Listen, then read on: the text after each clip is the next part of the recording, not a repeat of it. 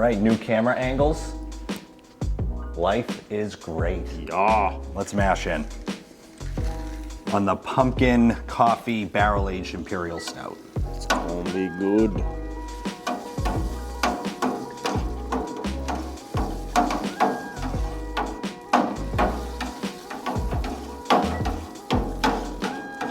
I'm curious to see how much we can fit in. I referred back to when we brewed Donovan in the Anvil, utilizing this new software for us. Maybe not new for most folks, but Brewfather. And how we had to pull out some of the strike water because we couldn't fit all the malt. And I tried to lower the malt.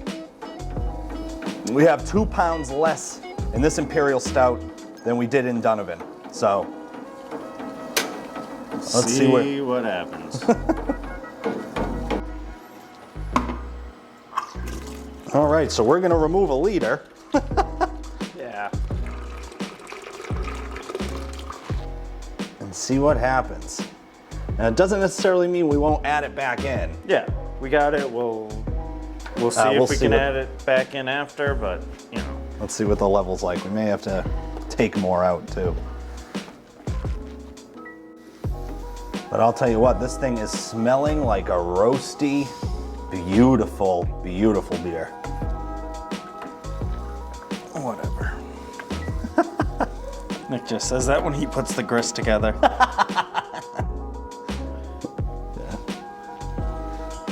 The one thing is the mash is not extremely thick for the amount of grist we have. Yeah, not at all. Good. You want me to dump the rest? Yep. Yeah, you can get it all in. We're getting all them sugars, yo. Yep. I actually think we may be able to add that liter we took out. Brandon, can you grab the, Sure. Let's see what it looks like. Might be close.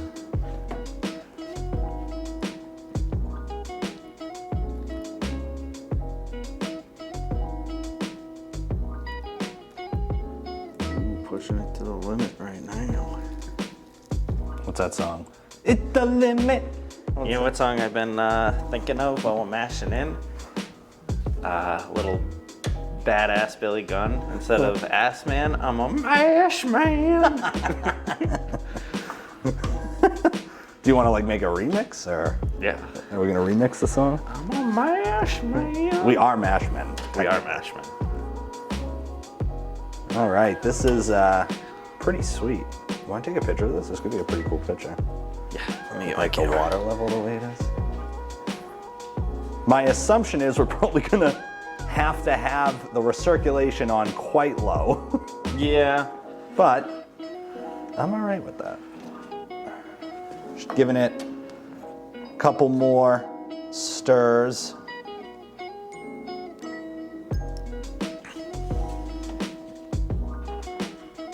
As you can see.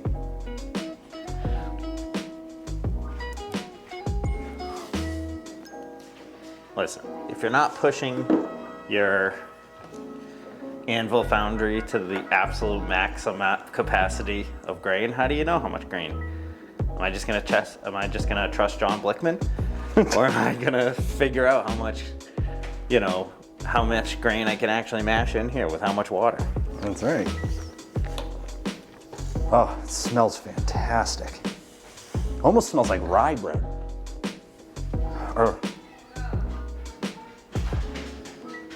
There comes the dog. The doggo. All right, we're gonna let this sit for 10 minutes. I'd say this is probably the max, Yeah. but we fit everything in. So our calculations for Brewfather, technically worked. Sure. We'll see what happens when we recirculate it. Yes, let's see what happens. We're gonna put the lid on this, let it settle for 10 minutes, and then we'll start recirc, at which point we'll take a pH sample. Yep. All right, we have hit our 10-minute mash rest. We let the grain bed settle for 10 minutes. turned on the pump. We just took a pH sample. Wanted to show how nice the flow is. The one thing I can say for the folks at Anvil, they made a good system in that even with a large yield, a lot of grain, a lot of water, but that flow is really nice. That tells us that the filtering is working. And we have added approximately 0 rice hulls. We haven't used rice hulls in well over a year for either one of our electric systems. Have never had a problem. Since we stopped using rice hulls, we have not had a problem with any type of flow backup issues. So this thing is flowing nicely. We're gonna let this go, take a pH sample, and adjust from there. All right, we have reached our 10-minute mash out period at 170. Just turn the pump off. I should have waited a little bit. That is 170 degree. Your boy got an owie. I'm gonna put this in sanitizer. And now we're gonna pull up the malt pipe here on the Cranberry Pale Ale, utilizing the Brew. Now, one thing that I forgot, I will not throw Brandon under the bus for this. That's a dicey situation with that malt pipe, with the handle. One thing we did forget as I pull up the malt pipe, oh yeah, that flow is fantastic.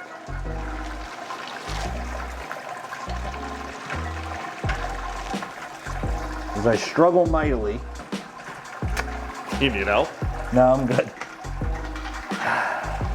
One thing I forgot to account for was we are going to be fermenting in a keg for this beer. Fermenting in a keg only allows us so much yield. I plan this beer to be fermented in the Firmzilla, which can hold up to, I don't know, 8 gallons or whatever it is.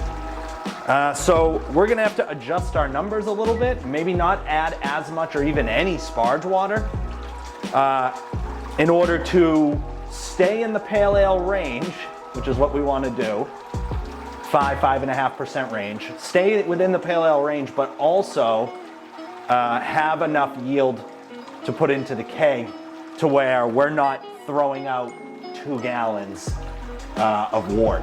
So we're gonna adjust our numbers, and Brandon and I are gonna have a discussion, maybe utilizing the numbers, looking at the numbers for the Imperial Stout.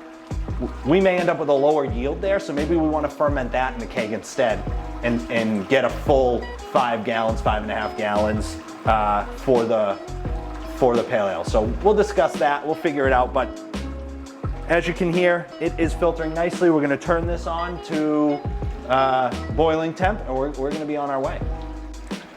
All right, so Brandon and I decided we want to get more volume out of our pale ale than we do out of the stout. The stout's an Imperial Stout. The higher the ABV, the better. We have to do a 2-hour boil on that, then that's what we'll do, but we're gonna put the Imperial Stout in the keg. Lower volume, the more we boil, the more alcoholic it's gonna be.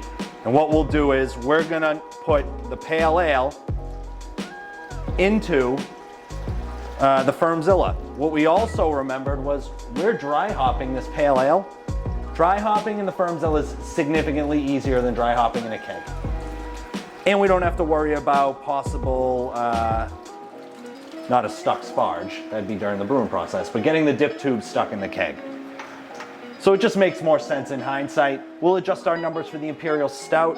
I just added a gallon total sparge water here in the Pale Ale, Cranberry Pale Ale, and I'm gonna add about another 1/4 gallon, and then we're gonna check the level. We wanna be around the 7-gallon mark for pre-boil. All right, guys, we just did mash out. I'm gonna stop the pump.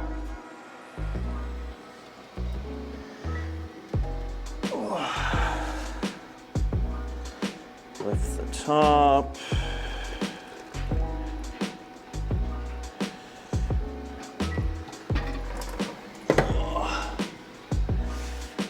And of course I would do that. All right, let's lift this up.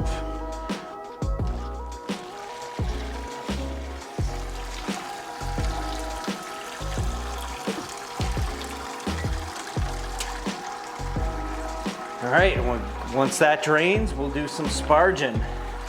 But listen to that. All right, as you guys can see, we have the pumpkin stout is boiling away here. We're gonna do a 90-minute boil. We did not actually add any sparge, so it's sort of a no sparge deal. Let's see where we end up. Okay, so that is boil on the pale ale as well. 60 minutes. We'll be right back at you. It's a beautiful day out here in South Shore of Massachusetts. I transferred over the American Porter that we did yesterday and just didn't feel like cleaning the Firmzilla, so thankfully we have, I think it's the Mach 2 keg and fermenter cleaner. We don't use this often, but when we do, it always reminds me why we bought it. Busy day here at Exit 12 Homebrew. 60-minute Pato edition for the stout, 3/4 of an ounce going in right now.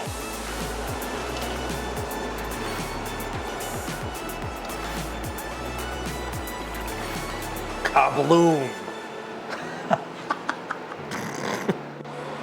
All right, we're at the 30-minute mark on the boil of the Cranberry Pale Ale Friendsgiving. We're going in with an ounce of, I think it's Cascade. Brandon, turn around and look at the recipe. Yep. An ounce of Cascade. Going in with an ounce of Centennial at the 30-minute mark on the Cranberry Pale Ale. After that, no more boil additions on this beer. We have a Whirlpool, a dry hop, and then we're good to go. Now, in terms of what we decided on the the Imperial Stout that we're also brewing, what we also decided ultimately was to do a 90-minute boil to fit everything into the keg and to get a higher gravity. We wanted to get a higher gravity, lower yield. So we're looking for about 4.3 gallons in the keg for the Imperial Stout. Our pre-boil gravity on the Imperial Stout was 1.065. As it cooled, it went down more. I didn't take a temperature reading. We're just gonna stick with 1.065. Okay, 45-minute addition. We'll be going off in any second now. Got like 10 seconds. Wow. All right then. It's Pato, a quarter of an ounce. We're gonna put it in right now. Look at that. Kablam. All right, we're at the 15-minute mark, adding a full tablespoon of yeast nutrient. We enjoy adding yeast nutrient. We think it helps give the yeasties the ability to do more feces, which then provide the feces, which is alcohol, Adele. But we think it provides a more healthy fermentation. So it's been a long time since we've gone without yeast nutrient, but we enjoy using it. Another thing about, no, I'm just kidding. Okay, we got 10 minutes left till the end of the boil on the Cranberry Pale Ale. We're adding in a full Whirlflock tablet. We like adding Whirlflock tablets to our beers as opposed to Irish moss. In my experience, we have plenty of Irish moss in stock. In my experience, I found the Whirlflock does a better job of pulling the proteins out of suspension, clearing up the beer the way we like. We got great clarity out of the brown ale that won us silver in the category in a recent competition. Got great clarity out of the porter we just kegged. Both of those utilizing a full Whirlflock tablet. We'll see how long we let this cold crash when we're done. And that'll help aid in the clarity as well, but the Whirlflock tablet definitely is the driver in that regard. All right, we're coming up into the end of the boil. There it is, the end of the boil on the Cranberry Pale Ale. Hit the pause button. We're gonna pick this up, lug it over to the window, cool it down to 165, and then we're gonna whirlpool for 15 minutes and add some more hippity hops.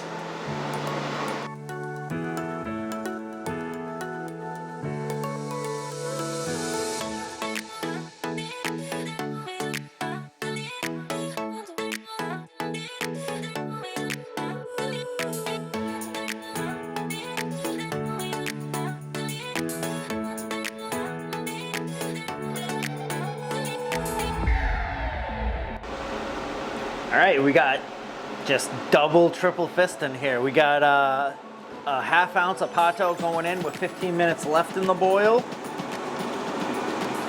We got a tablespoon of yeast nutrient. And we have 1 full Whirlflock tablet going in. Kablam. Get all that good stuff going. We'll see you for the next drop. All right, we're at 163 degrees. That's close enough. We'll work up to 165. We have it set for 165. So I just turned on the pump. Brandon will get a good shot of the pump moving. And we're gonna add 2 ounces.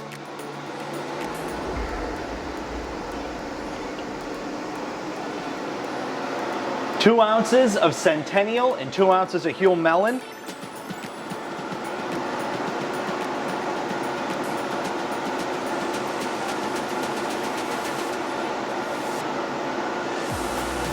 Is it just me or does it not look like it's moving? Oh, wait.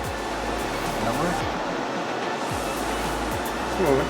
Now it is. I just turned it up. It was off.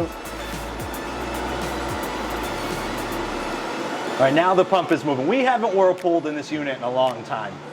We're adding 2 ounces of Centennial and 2 ounces of Huell Melon. And we're up to 165 now.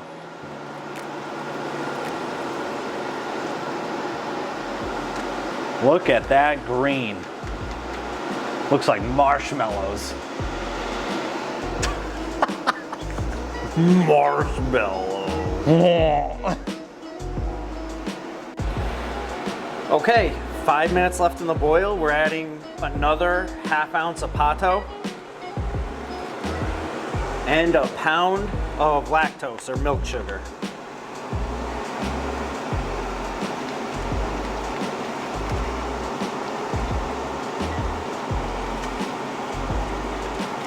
Oh, that's exactly what I didn't want to do, but we'll stir it out.